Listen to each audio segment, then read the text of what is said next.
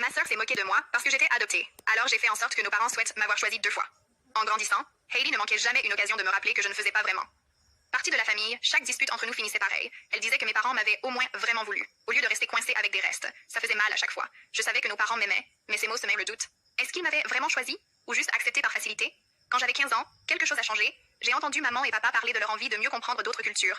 Surtout après avoir regardé un drama coréen ensemble, maman a soupiré et dit « J'aimerais parler une autre langue, ça ouvrirait tellement de discussions. » C'est là que j'ai eu une idée. J'ai commencé à apprendre le coréen en secret. Chaque soir, après les devoirs, j'utilisais des applis de langues avec des écouteurs. J'ai trouvé des profs en ligne et j'ai dit à mes parents que l'argent servait à des projets scolaires. Je regardais des dramas sans sous-titres, je pratiquais la prononciation jusqu'à en avoir mal à la mâchoire, je cuisinais même des plats coréens le week-end quand tout le monde était sorti. Pendant ce temps, Hailey sortait avec Daniel, un gars qu'elle avait rencontré au collège communautaire. Elle se vantait sans cesse de combien il était cultivé parce qu'il avait passé un semestre en Europe. Elle disait des choses comme « Certaines personnes sont naturellement intéressantes, d'autres sont juste banales », en me regardant toujours.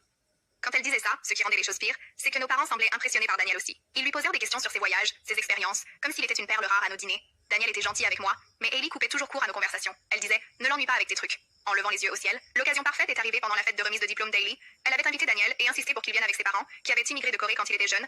Elle voulait montrer sa famille, internationale à tous nos proches. Mais quand les parents de Daniel sont arrivés, tout est parti de travers. Ils parlaient à peine anglais, et Daniel était stressé à essayer de tout traduire. Nos parents faisèrent de leur mieux pour être accueillants. Mais il y avait ce malaise évident. Hailey avait l'air frustrée, réalisant sûrement que son plan tombait à l'eau. Elle me lançait des regards comme si tout était de ma faute. Daniel transpirait, essayant d'expliquer notre maison, nos relations, même où se trouvait dans les toilettes. Ses parents souriaient, poliment, mais semblaient perdus. C'est là que j'ai pris une grande inspiration et que je suis allée vers eux. Annyeonghaseyo, ai-je dit en m'inclinant légèrement. Jeonun Sarayoyo, Manaso Banghajoyo. Leurs visages se sont illuminés de surprise et de joie. Eomeo Hangugyo Haljul Aseyo, a demandé sa mère avec enthousiasme. Pendant 1 heure, nous avons discuté naturellement en coréen. On a parlé de leur ville natale, à Busan, des traditions familiales.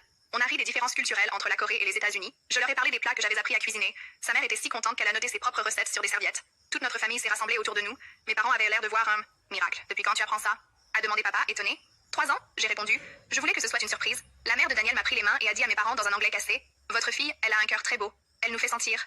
Bienvenue, elle est un vrai cadeau. J'ai vu les larmes dans les yeux de maman. On n'avait aucune idée que tu faisais tout ça. Plus tard ce soir-là, pendant que je nettoyais la cuisine, j'ai entendu papa parler à l'oncle Josh près de la porte. Tu sais ce qu'il y a de beau dans l'adoption? Disait-il.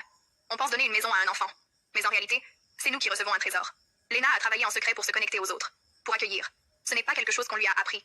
C'est qui elle est. J'ai regardé par la fenêtre et vu Hailey seule près de la clôture. Elle avait tout entendu. Et pour une fois, elle ne disait rien. Le lendemain matin au petit déjeuner, elle était silencieuse, puis elle m'a dit « Je ne savais pas que tu apprenais le coréen.